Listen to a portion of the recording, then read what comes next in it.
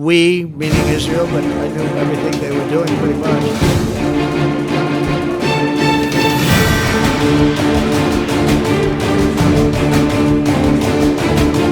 सकते बखुदा मैं आपको ऐसा आदमी हूँ कि व्लादिमीर पुतिन की भारत यात्रा के तुरंत बाद अमेरिका ने अपनी नई नेशनल सिक्योरिटी स्ट्रेटेजी यानी एनएसएस जारी कर दी और इस एक दस्तावेज ने एशिया की राजनीति में जबरदस्त हलचल मचा दी। 33 पन्नों की इस रिपोर्ट में अमेरिका ने बेहद साफ शब्दों में कहा कि चीन उसका नंबर 1 दुश्मन है, जबकि भारत अब उसका इंडो पैसिफिक का सबसे महत्वपूर्ण साझेदार होगा। इस रणनीति के जारी होते ही वैश्विक कूटनीति में समीकरण हिल गए, क्योंकि ये वही समय है जब रूस और भारत एक दूसरे के करीब आते हुए दिख रहे हैं। ऐसे में अमेरिका की ये नई रणनीति सीधे तौर पर भारत, चीन और रूस और अमेरिका की जो चौकोर वाली राजनीति है उसको बदलने वाली है। आइए इस वीडियो में समझते हैं कि अमेरिका की इस नई सुरक्षा रणनीति में क्या लिखा है, इसका फायदा किसे होगा और नुकसान किसे होगा। नमस्ते, मेरा नाम है आयुष और आप देख रहे हैं कड़क। पहले बात करते हैं एनएसएस के बारे में। ये क्या है और ये क्यों जरूरी है।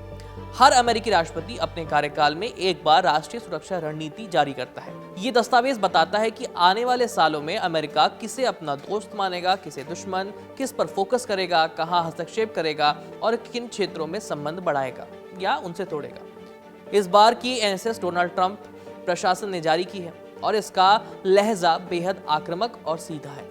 रिपोर्ट कहती है कि अमेरिका अब हर जगह पुलिस की तरह नहीं फिरेगा, लेकिन जहां उसके हित प्रभावित होंगे वहां वो पावरफुल रिस्पॉन्स जरूर देगा। एनएसएस के जरिए पूरी दुनिया को ये संदेश दिया गया है कि अमेरिका अब अपने हितों को सर्वोपरि रखेगा, यानी अमेरिका फर्स्ट।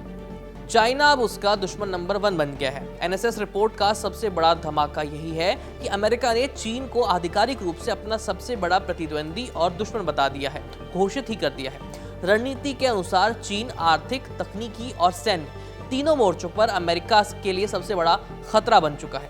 इंडो पैसिफिक में चीन की बढ़ती ताकत को रोकना अब टॉप प्रायोरिटी बन गया है अमेरिका के लिए। इसका मतलब साफ है कि आने वाला पूरा दशक यूएस वर्सेस चाइना का पावर बैटल होगा।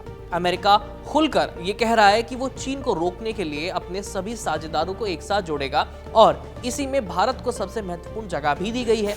भारत अब होगा अमेरिका का मुख्य साझेदार। कल तक ट्रंप जहां जिस देश पर टैरिफ लगा रहे थे, अब वो उसी भारत को, उसी देश को अपना मुख्य साझेदार बताना चाहते हैं। रिपोर्ट कहती है कि India is the key partner in Indo Pacific and global security, यानी अमेरिका अब रक्षा, technology, supply chain, Indo Pacific सुरक्षा, क्वाड सहयोग सभी क्षेत्रों में भारत को सेंटर स्टेज पर रखने वाला है। आखिर क्यों? देखिए, क्योंकि चीन को संतुलित करने के लिए, बैलेंस करने के लिए भारत ही वो शक्ति है जिस पर अमेरिका भरोसा कर सकता है।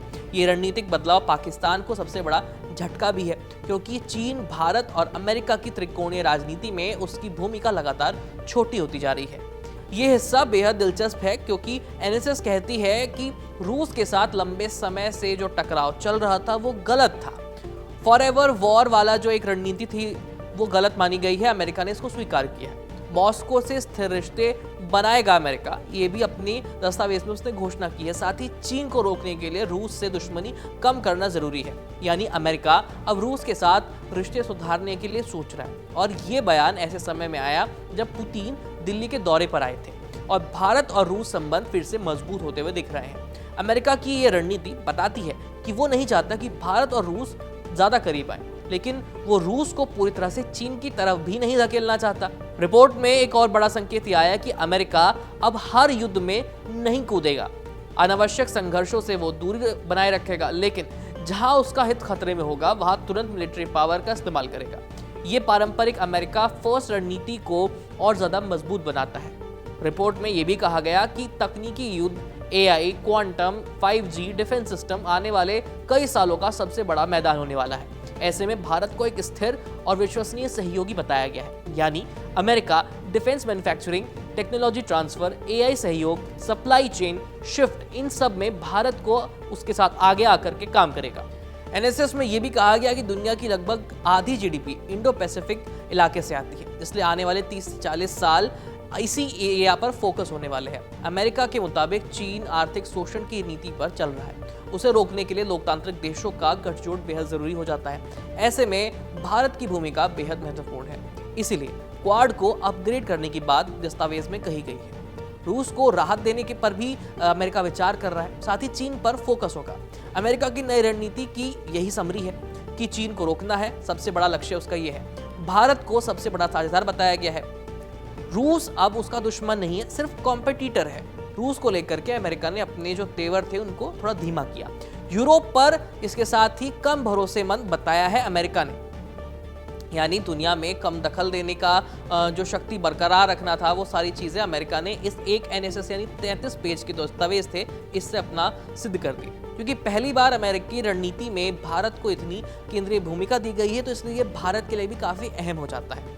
खैर, किसका नुकसान होगा इसके बारे में बात करते हैं। बात करें भारत के फायदे की, तो अमेरिका की नजर में भारत एक पिवोटल पावर हो गया, यानी एक ऐसी अहम शक्ति जो उस क्षेत्र में दूसरी पावरों को बैलेंस करने में इस्तेमाल होती है। यहाँ पर टेक और डिफेंस साझेदारी तेज की जाएगी, चीन को बैलेंस करने में भारत की ताकत बढ़ेगी। और सबसे बड़ा नुकसान होगा इस डील में चीन का। अमेरिका ने आधिकारिक रूप से उसे मुख्य दुश्मन बता दिया है। अब यूएस, इंडिया, जापान, ऑस्ट्रेलिया मिलकर चीन को रोकने की कोशिश करेंगे। रूस को राहत मिलेगी। अमेरिका ने माना कि रूस से लंबा जो टकराव था वो बेकार था, इससे रूस को कूटनीतिक स्पेस मिलेगा।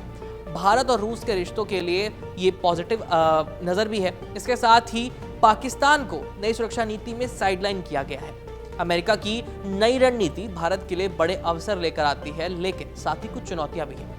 भारत को अब 3 बड़े मोर्चों पर काम करना होगा। पहला, टेक्नोलॉजी अलायंस, यानी AI, क्वांटम डिफेंस टेक में अमेरिका के साथ गहरा सहयोग। दूसरा होगा सप्लाई चेन शिफ्ट, यानी चीन से हटकर भारत को वैश्विक निर्माण केंद्र बनना होगा और इंडो पैसिफिक नेतृत्व भी करना होगा। साथ ही समुद्री सुरक्षा, क्वाड और क्षेत्रीय स्थिरता में अग्रणी भूमिका निभानी होगी। अगर भारत इन 3 फ्रंट्स पर तेजी से आगे बढ़ता है तो वो न सिर्फ चीन को बैलेंस कर सकता है, बल्कि सदी के अंत तक वैश्विक राजनीति में एक बड़ा खिलाड़ी भी बन सकता है। अमेरिका की नई सुरक्षा रणनीति सिर्फ एक डॉक्यूमेंट नहीं है, ये आने वाले दशक का एक रोड मैप है। चीन उसका दुश्मन नंबर 1 बन गया है, भारत उसका सबसे भरोसेमंद साझेदार, और रूस अब उसका दुश्मन नहीं माना जाएगा। भारत के लिए ये मौका है कि वो अपनी रणनीतिक स्थिति का पूरा लाभ उठाए, लेकिन क्या भारत इस मौके को सही से पकड़ पाएगा, भुना पाएगा?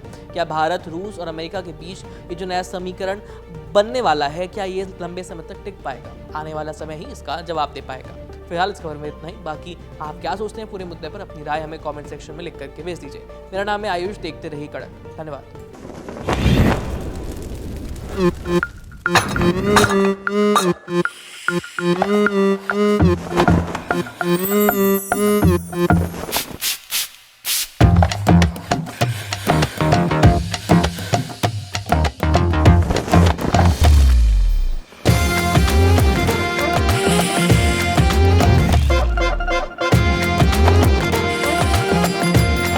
ये कड़क है।